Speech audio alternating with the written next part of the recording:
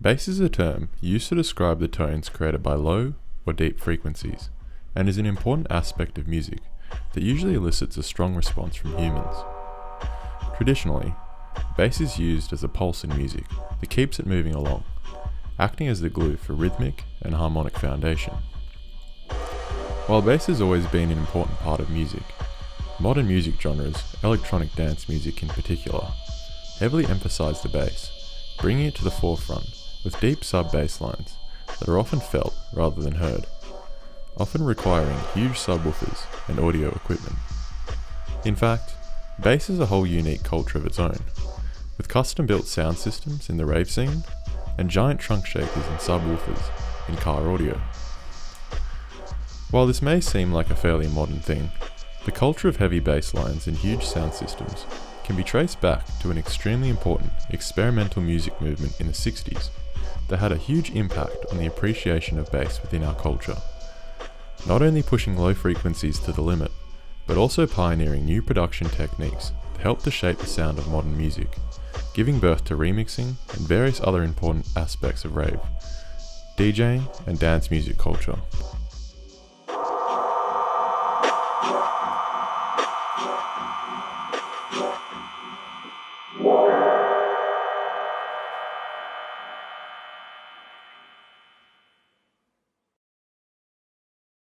Reggae is a Jamaican music genre that was born in the late 1960s that incorporates elements of rhythm and blues, jazz, mento, and African folk rhythms. The genre grew out of Jamaican ska and rocksteady music from the 60s, alongside sound system culture, with an emphasis on offbeat rhythms and bass, staccato guitar, and piano chords, with deeply political and religious themes, as well as lighter subjects such as love, positivity, and ganja smoking. But what appeals to me most about reggae music is its little brother dub, a heavily experimental and rebellious subgenre of Jamaican music that emphasizes the already important bass and dynamics of its older brother, with extensive use of delay, echo, and various other effects that result in an extremely hypnotic and psychedelic sound.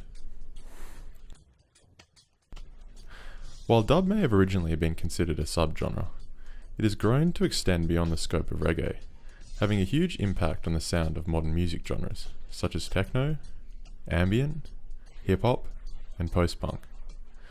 But dub and sound system culture are most evident in the UK music scene, with dubstep, jungle, and D&B, which continue the tradition of heavy bass lines, echoes, Rasta themes, and even Jamaican slang in the music. So what exactly is dub? Traditionally, dub is a term used to refer to copying one recording to another, or modifying audio and recording it to a new master, resulting in a doubling or dubbing of the material. But the term dub is not limited to sound manipulation, and has many other meanings in Jamaica. Some musicians, for example Bob Marley and the Wailers, would refer to dubbing as putting an emphasis on the bass and drums, while others define dub as an instrumental that captures the ghost of Jamaica's racist and violent history. Despite these various definitions, dub is most commonly used to refer to the style of remixing reggae songs to create stripped-back instrumental tracks that are generally drenched in reverb, delay, and other effects, with vocals from the original mix that drop in and out.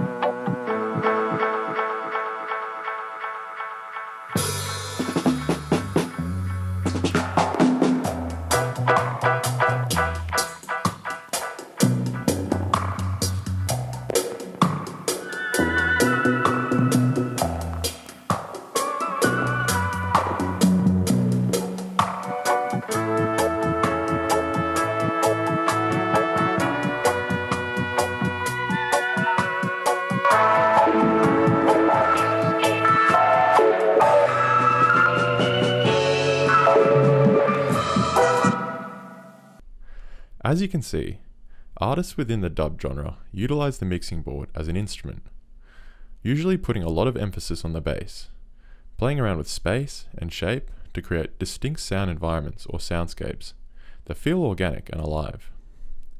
In fact, while listening to dub, I feel like the echoes and delays are communicating with me, transporting me to a psychedelic realm of bass worship inside of my own body in a similar way that psytrance does. These techniques would later become staples in electronic music and help to shape the course of many of my favourite modern music genres, growing alongside the sound system culture pioneered in Jamaica. But before we can get into that, it's important to explore the roots of dub. Dub is heavily linked to sound system culture, a scene that first became popular in the 1940s as an affordable alternative to the live jazz scene in Jamaica.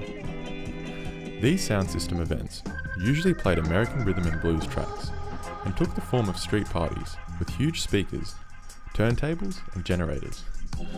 But as time progressed, the sound began to change into a more local flavour and became big business, representing one of the few ways to make money in the unstable economy of Jamaica.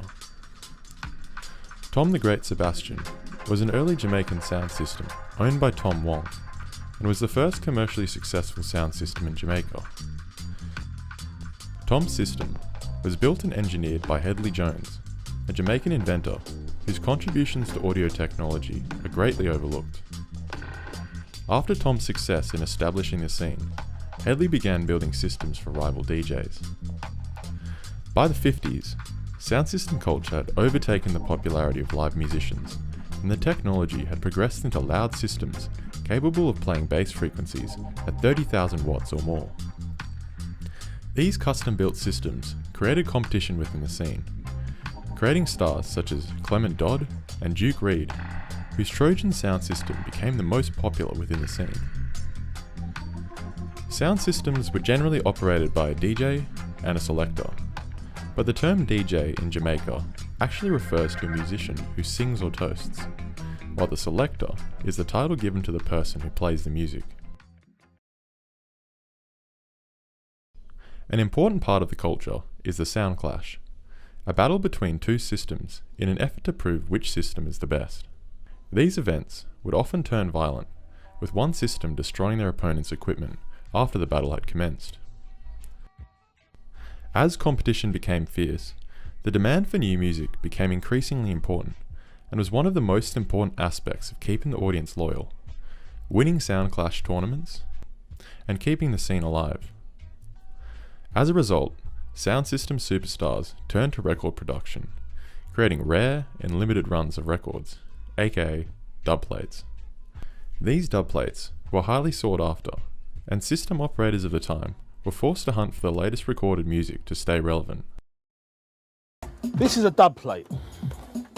It's a blank acetate disc, 2 holes drilled in it. Now a dub plate is a reject master disc. For example, a 10-inch dub plate is a reject 7-inch master. So it might have a microscopic flaw, which once cut, the turntable stylus will ignore, but obviously it's no good for the manufacturing process. So the manufacturers of the acetate disc will drill a hole in it, and it's called a dub plate.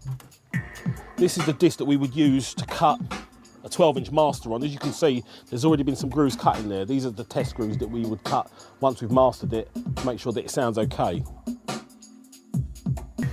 The whole idea of a dub is having a track that no one else has got. As a DJ, if you choose your dubs properly, you can get a dub that will last, that you get a year's life out of. But if you cut something that you know is going to be pressed in 2 weeks' time, well, what's the point in that? The majority of people who are going to listen to it in clubs. So that's why we cut it on vinyl. Vinyl sounds nice. We give it a nice EQ, we master it, make it sound as good as possible so that it sounds good in a club. The tradition of dub plates is still alive today and is a big part of the UK dance scene, with DJs and producers pressing unreleased tracks on vinyl and playing them exclusively in their sets. One of the biggest names in the game was Rudy Redwood, a sound system operator whose relationship with record producer Duke Reid gave him an edge over the competition. Reed was able to supply Redwood with the latest and greatest records, which allowed him to dominate the scene. One day, at Reed's studio, Rudy's engineer Brian Smith made the mistake of leaving the vocal track out of a dub plate for the Paragons' hit On the Beach. But Redwood was pleasantly surprised and took the resulting instrumental to his next show. The track was a success and jump-started the trend of instrumental versions in the dancehall. Due to the popularity of these instrumentals, Duke Reid began to release the tracks commercially on the B-side of 45 singles. These instrumentals were known as versions and allowed new techniques to be used in sound system events, including toasting, a style of singing or chanting that was a precursor for rap. Due to the relaxed copyright laws in Jamaica, producers began recycling audio recordings of particular instrumentals to cut costs and produce new tracks. This allowed for particular rhythms or riddims to become infamous within the scene, in the same way breaks are celebrated within jungle, hip-hop, and other music scenes.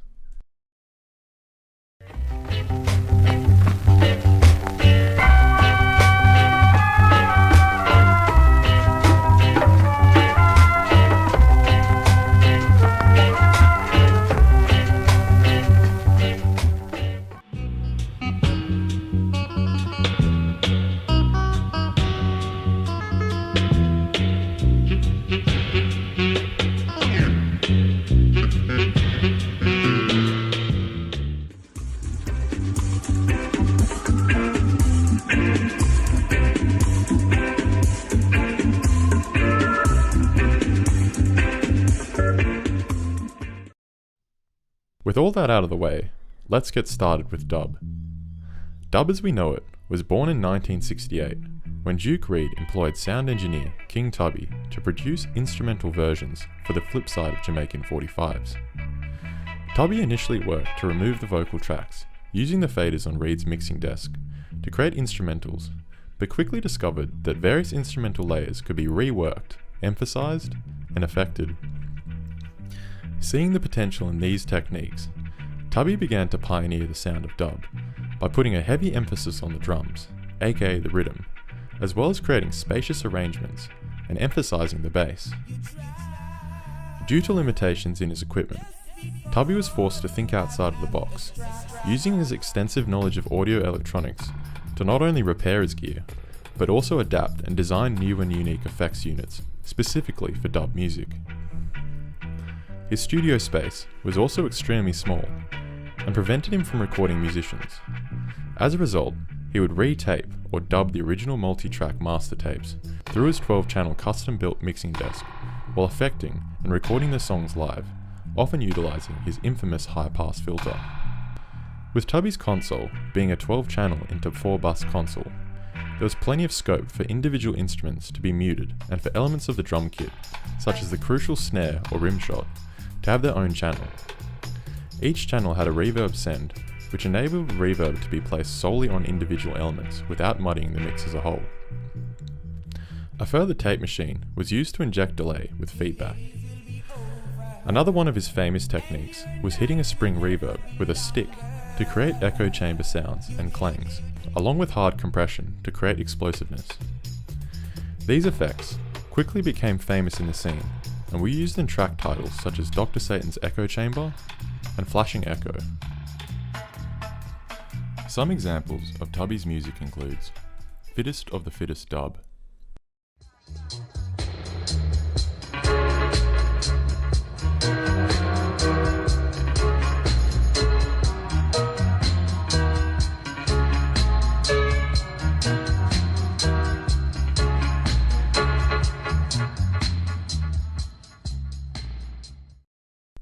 Zion Gate Dub,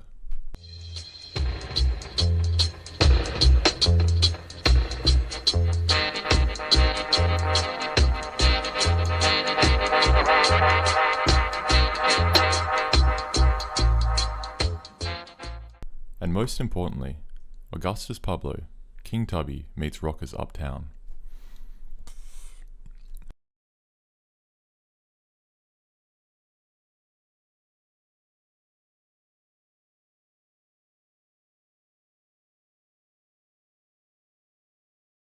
While Tubby wasn't a drinker or smoker, dub and sound system culture were a match made in heaven due to the ethereal and psychedelic qualities of the music that paired well with the cannabis culture of Jamaica. Tubby is not only celebrated for creating the blueprint for dub music, but also often credited as the inventor of remixing, as his production techniques not only changed the course of reggae, but also became the template for various styles of contemporary music.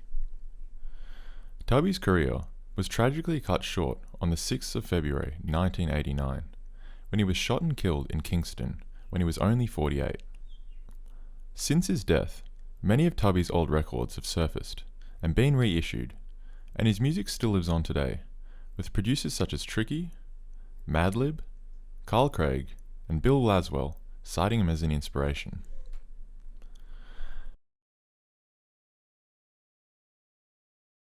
As Tubby's sound progressed, other producers started to catch on and become inspired. The notorious madman, Jamaican music producer and inventor, Lee Scratch Perry, aka The Upsetter, took note of Tubby's style and began to expand upon it in new and crazy ways, pushing the sounds of dub into a more psychedelic territory. Unlike Tubby, Perry was a big weed smoker and drinker, who also dabbled in psychedelic use. His music reflected this, as he took a much more abrasive and off-the-grid approach to the style. Perry was a truly unique character, and was known for his eccentric behaviours during production sessions. He would often blow cannabis smoke onto his tapes while recording, perform rituals with candles and incense, and spray urine, blood, whiskey, and other fluids onto his tapes to enhance their spiritual properties. These antics also made their way into his production techniques, reversing tapes and bouncing tracks with sound effects from crying babies, gunshots, broken glass, rain, sighs, and animal sounds. Perry was so crazy, he even buried microphones beneath palm trees and thumped them rhythmically to produce sounds. Despite his antics, Perry had a lot of precise control over his equipment and was able to destroy his competition with just a basic 4-track, as opposed to the 16-track mixing consoles that were standard in bigger studios. His innovative production techniques took place in the Black Ark, a studio he built in his backyard that he described as a living, breathing entity. The studio was a crazy place, and often filled with other musicians and people who would party and drink along with Perry. As the Black Ark and Perry's band The Upsetters grew in popularity, artists from across the country began to record with Perry, such as Max Romeo, Junior Mervyn, The Congos, Mighty Diamonds, The Heptones, Augustus Pablo, Jar Lion, and most notably Bob Marley, who Perry was able to build into the artist he is today. He has also worked with various international artists, such as The Clash and even Paul McCartney. Unfortunately, Perry's chronic alcoholism and drug abuse began to take a toll on his mental health, as well as the fact that many of the artists he had worked with had become highly respected and serious, leaving him in the shadows. To make matters worse, Perry's wife was fed up with his antics and lack of attention towards his family, that she left him, taking the kids with her. In a fit of rage, fueled by a severe mental breakdown, Perry torched the Black Ark, burning it to the ground. After this event, Perry struggled to find a path for his music, and wasn't really able to get back on his feet until the late 80s. He has since gone sober, and has had various documentaries made about him. Some of my favourite tracks by Perry include Kojak,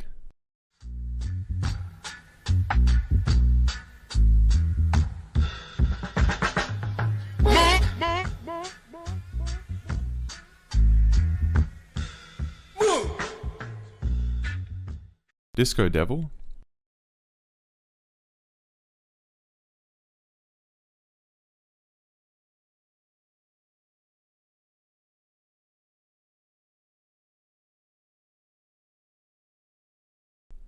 and Super Ape.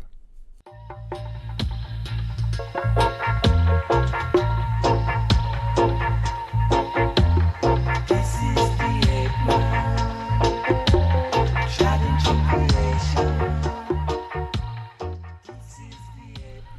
Various artists followed suit, such as Prince Jammy and Scientist, who was the first dub artist I ever came across. These artists helped to elevate dub into a viable art form, producing full-length instrumental dub albums that would gain huge success all around the world. But as the 80s rolled around, dub's popularity began to diminish, with digital reggae becoming the next big thing. Fortunately, dub had reached a new audience, catching on overseas, particularly in the UK. The culture of the sound system arrived in the UK with the mass immigration of Jamaicans in the 1960s and 70s. As a result, dub gained traction in Britain, with producers such as Mikey Dread, Mad Professor, and Jar Sharka pushing the sound and exposing a new audience to sound system culture. As a result, many English post-punk bands were introduced to the sound of dub in the 80s and began using elements of the sound within their music.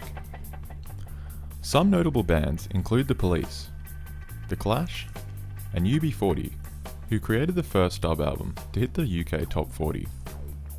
While it seems like an unlikely match, punk and reggae artists were both able to find common ground, and both scenes formed a close connection. Post-disco artists from the US also began playing around with their sound, using dub techniques to create stripped-down remixes of their tracks, with accentuated beats that would appear on the B-side of the records. From the 80s moving forward, dub influenced and grew alongside various electronic music genres. One such genre was jungle, a genre derived from breakbeat hardcore that utilizes 808 bass lines, breakbeats, and samples. The genre borrows various elements of the dub sound, incorporating sound system culture, deep bass lines, simple melodies, and Rasta vocals.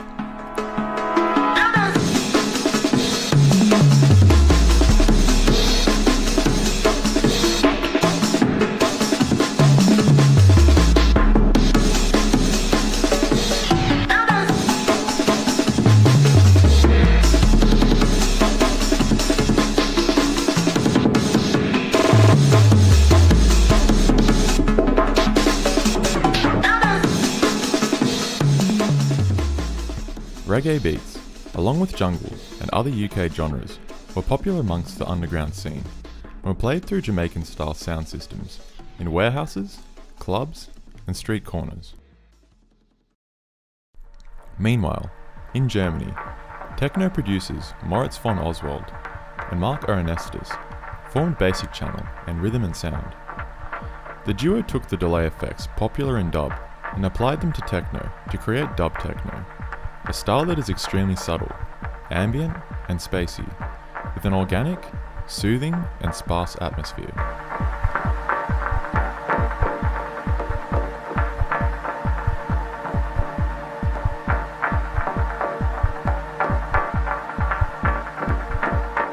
Dub techno later gained exposure in the US with Rod Modell's Deep Chord project, and the subgenre is still one of the most important and popular styles within techno.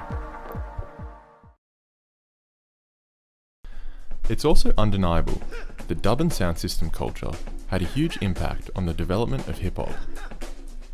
This can be seen most evidently in the influence of Jamaican-born immigrant DJ Kool Herc, with his take on toasting that would later evolve into rapping, and his famous merry-go-round technique that isolated the breaks from records in the same way dub producers isolated the drum and bass.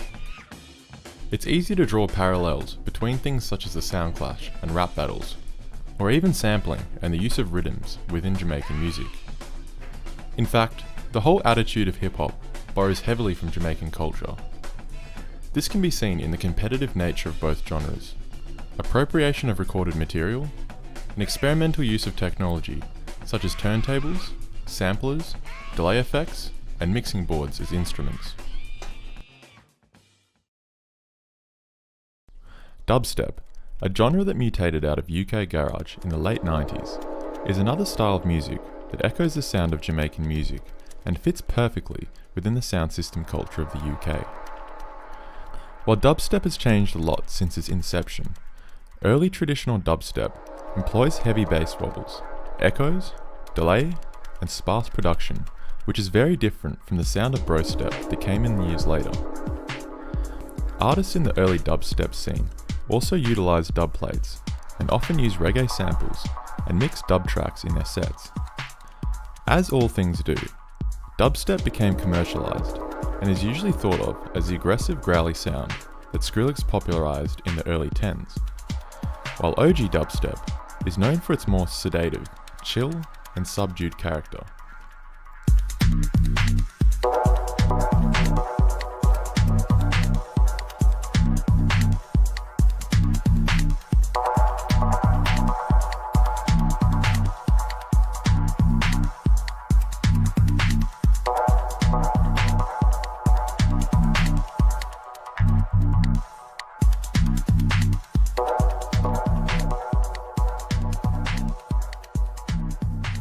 Dub was also a precursor to trip-hop and acid jazz, and has played a vital role in the development of genres such as ambient and psytrance, with the use of dub delay and other effects which have become staples within each genre.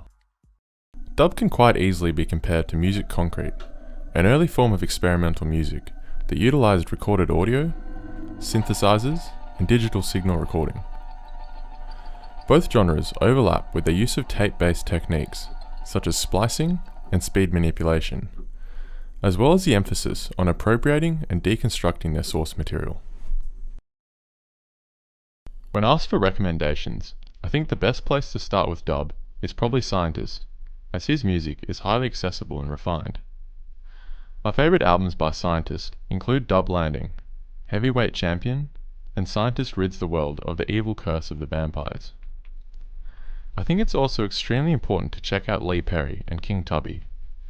My recommendations include Super 8 by The Upsetters, which is Perry's band. I also really enjoy Revolution Dub. Dub from the Roots is probably Tubby's most famous project, and I highly recommend his work with Augustus Pablo. Also go check out some of the other dub pioneers and legends, such as King Jammy, Bunny Lee, Keith Hudson, Jar Shaka, Mad Professor, Crucial Bunny, Mikey Dread, Errol Thompson, and the Channel 1 Posse. There are a whole lot more, so post your recommendations in the comments. It's also worth exploring the genres that grew out of the SOUNDSYSTEM and dub influence, but I'll save that for another video. From its humble roots in the SOUNDSYSTEM, bass has become a vital aspect of modern music, helping give rise to various genres that shake the dance floor and move the crowd. Not only has dub and SOUNDSYSTEM culture pushed bass to the forefront, it has also given birth to new production techniques that have helped turn the mixing board into an instrument and producer into an artist. Without the efforts of innovators such as King Tubby and Lee Perry, genres such as jungle, dubstep, and techno may not be what they are today. While the dub scene is nowhere near as popular as it once was, it still lives on today with revival artists, SOUNDSYSTEM events, and musicians influenced by the sound. I hope you enjoyed this video, and I look forward to hearing from you guys in the comments with any criticisms or feedback, as I'm always interested in learning more and improving. If you'd like to support this channel, I've recently made a Patreon, as I've been getting requests from a bunch of you guys. You can also support me by giving me video editing work, or just hitting me up on Insta or Twitter to talk about music culture or anything related. I'm always looking for new ideas. Until next time, thanks for watching and have a great day.